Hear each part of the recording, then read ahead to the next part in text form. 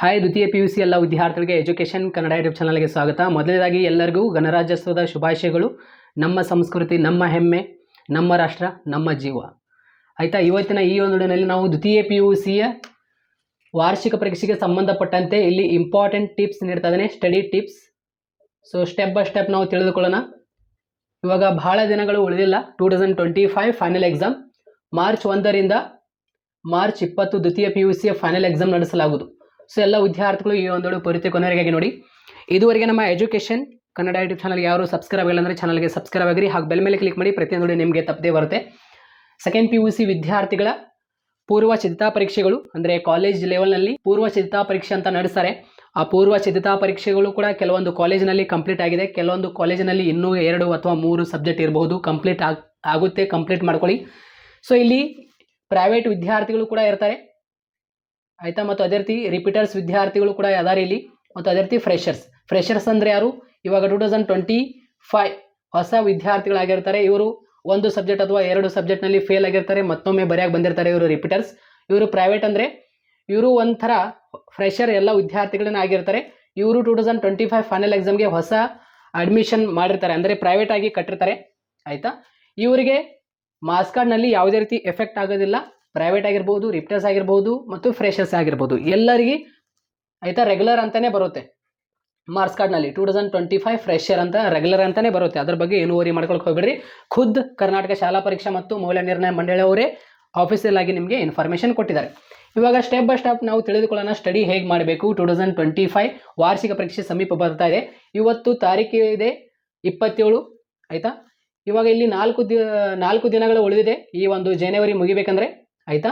ಅದೇ ರೀತಿ February 28 days, ಅದೇ ರೀತಿ ಮಾರ್ಚ್ 1ರಿಂದ ಮಾರ್ಚ್ 20 ಇದು ಕೂಡ ನಮಗೆ ಕನ್ಸಿಡರ್ ಆಗುತ್ತೆ. ಯಾಕೆಂದರೆ ಮಾರ್ಚ್ 1ರಿಂದ ಮಾರ್ಚ್ 20 ದ್ವಿತೀಯ PUCಯ ಫೈನಲ್ ಎಕ್ಸಾಮ್ ನಡೆಸಲಾಗುವುದು.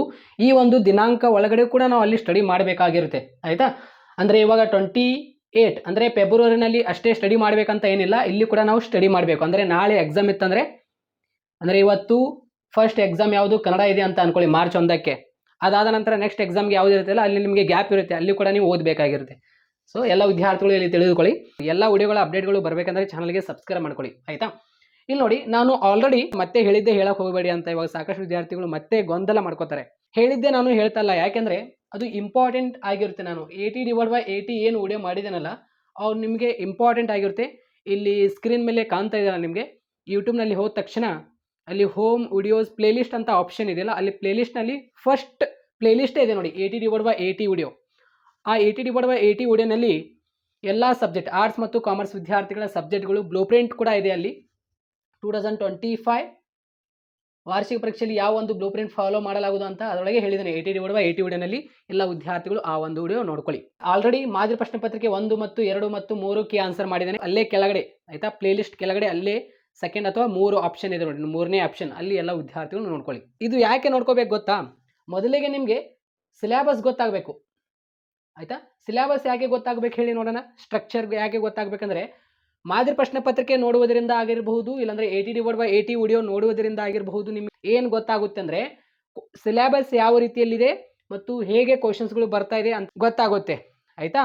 ಕೆಲವೊಂದು ವಿದ್ಯಾರ್ಥಿಗಳಿಗೆ ಸಿಲೆಬಸ್ಸೇ ಗೊತ್ತಿರಲ್ಲ.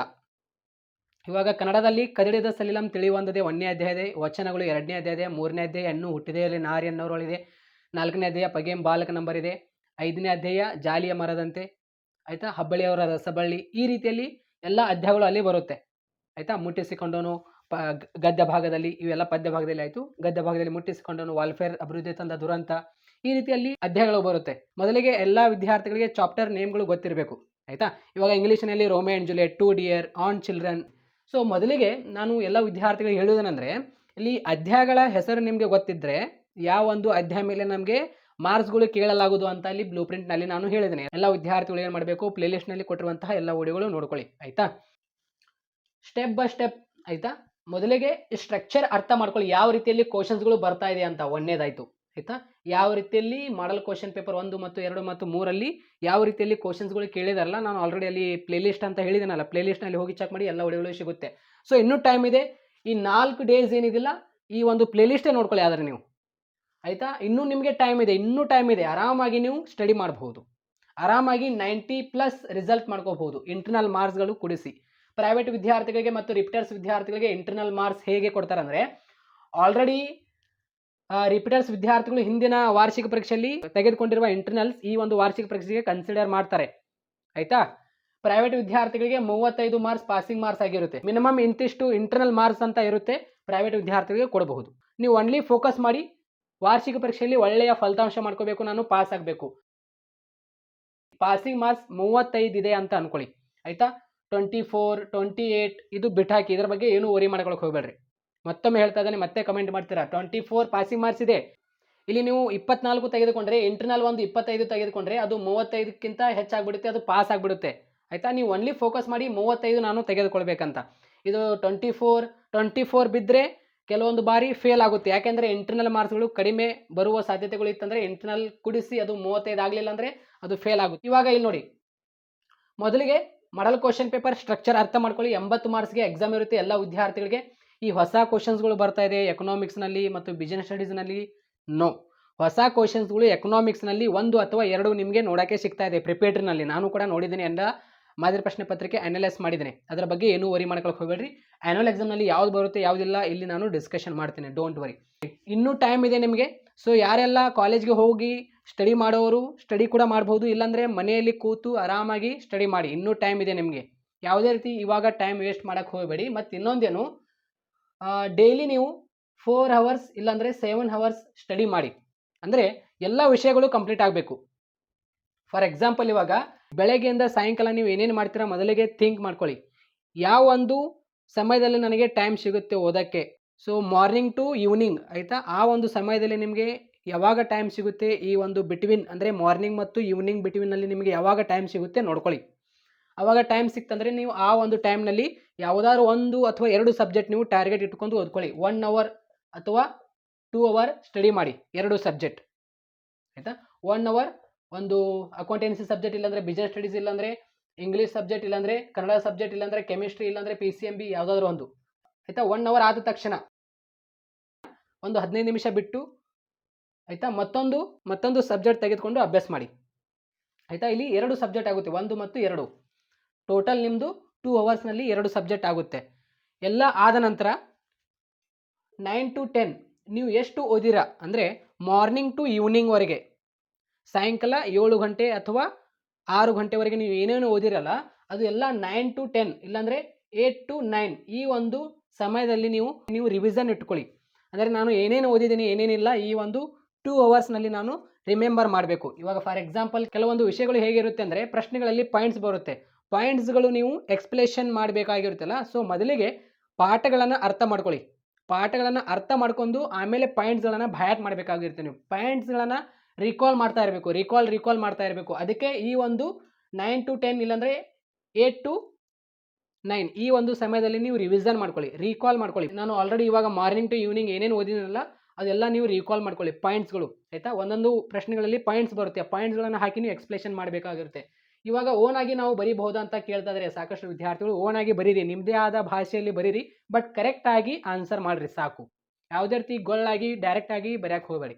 ಒನ್ಲಿ ಇವಾಗ ಯಾವುದಾದ್ರೂ ಒಂದು ಪ್ರಶ್ನೆ ಕೇಳಿದಾರಂದರೆ ಸರಿಯಾಗಿ ಆನ್ಸರ್ ಮಾಡಿ ಸಾಕು. ಆಯಿತಾ? ನೋಡಿ, ಇದಷ್ಟಾದ ತಕ್ಷಣ ಮತ್ತೇನು ಮಾಡಬೇಕಂದ್ರೆ ಹೆಲ್ತ್ ಮೇಲೆ ಸ್ವಲ್ಪ ಗಮನ ಕೊಡಿ. ಹೆಲ್ತ್ ಇಂಪಾರ್ಟೆಂಟ್ ಆಗಿರುತ್ತೆ ಸ್ನೇಹಿತರೆ. ಬಹಳಷ್ಟು ವಿದ್ಯಾರ್ಥಿಗಳು 2024ನಲ್ಲಿ ಹೆಲ್ತ್ ಇಶ್ಯೂ ಮಾಡ್ಕೊಂಡಿದ್ದಾರೆ. ಭಾಳ ಟೆನ್ಷನ್ ತೆಗೆದುಕೊಂಡು ಫೇಲ್ ಆಗ್ತೀನೇನೋ ಆ ರೀತಿಯಲ್ಲಿ ಟೆನ್ಷನ್ ತೆಗೆದುಕೊಂಡು ಏನಿದಿಲ್ಲ, ಹೆಲ್ತ್ ಮೇಲೆ ಬಹಳ ಗಮನ ಕೊಡಲಿಲ್ಲ. ಅವರು ಅಡ್ಮಿಟ್ ಆಗುವ ಪರಿಸ್ಥಿತಿ ಬಂತು. ಸೊ ಆ ರೀತಿ ಮಾಡೋಕ್ಕೆ ಹೋಗಬೇಡ್ರಿ, ಭಾಳ ವೀಕ್ನೆಸ್ ಆಗಕ್ಕೆ ಹೋಗಬೇಡ್ರಿ. ಪದೇ ನೀರು ಕುಡೀರಿ, ಅತಿ ಹೆಚ್ಚು ನೀರು ಕುಡೀರಿ. ಯಾಕೆಂದರೆ ಎನರ್ಜಿ ಬೇಕು ನಿಮಗೆ. ನಿಮ್ಮ ಮೈಂಡ್ಗೆ ಮೇನ್ ಏನು ಬೇಕು? ಎನರ್ಜಿ ಬೇಕು.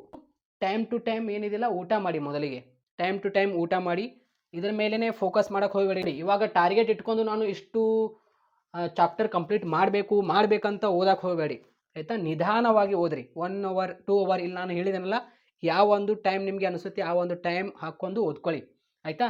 ಟೈಮ್ ಟು ಟೈಮ್ ನೀರು ಕುಡೀರಿ, ಟೈಮ್ ಟು ಟೈಮ್ ಊಟ ಮಾಡಿ. ಮೊದಲಿಗೆ 1 ಅವರ್ ಸ್ಲೀಪ್ ಮಾಡಿ. ಆದರೆ ಮಧ್ಯಾಹ್ನ ಆಗಿರ್ಬೋದು ಇಲ್ಲಾಂದರೆ ಈವ್ನಿಂಗ್ ಆಗಿರ್ಬೋದು, ನೀವು ಸ್ವಲ್ಪ ರೆಸ್ಟ್ ಮಾಡ್ತೀನಿ ಅನ್ನೋರು ಸ್ಲೀಪ್ ಮಾಡಬಹುದು. 1 ಅವರ್ ಸ್ಲೀಪ್ ಮಾಡಿ. ಆಯಿತಾ? ಮೈಂಡಿಗೆ ನೀವು ಎಷ್ಟು ರೆಸ್ಟ್ ಕೊಡ್ತಿರಲ್ಲ ಅಷ್ಟು ನಿಮ್ಮ ಮೈಂಡ್ ಏನಿದಿಲ್ಲ ಕ್ಯಾಪ್ಚರ್ ಮಾಡ್ಕೊತ್ತೆ ಈ ಎಲ್ಲ ಪ್ರಶ್ನೆಗಳಿಗೆ ಆನ್ಸರ್. ಇದೊಂದು ನೆನಪಿನಲ್ಲಿ ಇಟ್ಕೊಂಡು ಬಿಡಿ. ವಾರ್ಷಿಕ ಪರೀಕ್ಷೆ ಸಮೀಪ ಬರ್ತಾ ಇದೆ ಅಂತ ಭಾಳ ಟೆನ್ಷನಿಂದ ಏನಿದಿಲ್ಲ ಎಲ್ಲ ಓದಿದ್ದು ಮತ್ತೆ ಎಡವಟ್ಟು ಮಾಡ್ಕೊಳಕ್ಕೆ ಹೋಗ್ಬೇಡ್ರಿ. ಎಡವಟ್ಟು ಅಂದರೆ ಹೇಗೆ? ಮತ್ತೆ ಗೊಂದಲದಿಂದ ಬೇಗ ಬೇಗ ಬೇಗ ಓದೋದು ಆ ರೀತಿ ಮಾಡಕ್ಕೆ ಹೋಗ್ಬೇಡ್ರಿ. ಸಿಂಪಲ್ ಆಗಿರಿ, ಕೂಲ್ ಆಗಿರಿ. ನಾನು ನಿಮ್ಮ ಜೊತೆನೇ ಇರ್ತೀನಿ ಎಕ್ಸಾಮ್ ಮುಗಿಯೋವರೆಗೆ. ನಾನು ನಿಮಗೆ ಹೇಳ್ಕೊಡ್ತಾ ಇರ್ತೀನಿ ಯಾವ ರೀತಿಯಲ್ಲಿ ಓದಬೇಕು, ಯಾವ ರೀತಿ ಇಲ್ಲ. ಎಲ್ಲ ಪ್ರಶ್ನೆಗಳಿಗೆ ಆನ್ಸರ್ ಮಾಡ್ತಾ ಇರ್ತೀವಿ. ಲೈವ್ ಸೆಷನಲ್ಲಿ ಬರ್ತಾ ಇರ್ತೀನಿ. ನಿಮಗೆಲ್ಲ ಗೊತ್ತಾಗ್ಬಿಡುತ್ತೆ ಯಾವ ರೀತಿಯಲ್ಲಿ ಓದಬೇಕು ನಾನು, ಯಾವ ರೀತಿ ಇಲ್ಲ ಅಂತ. ಆಯಿತಾ?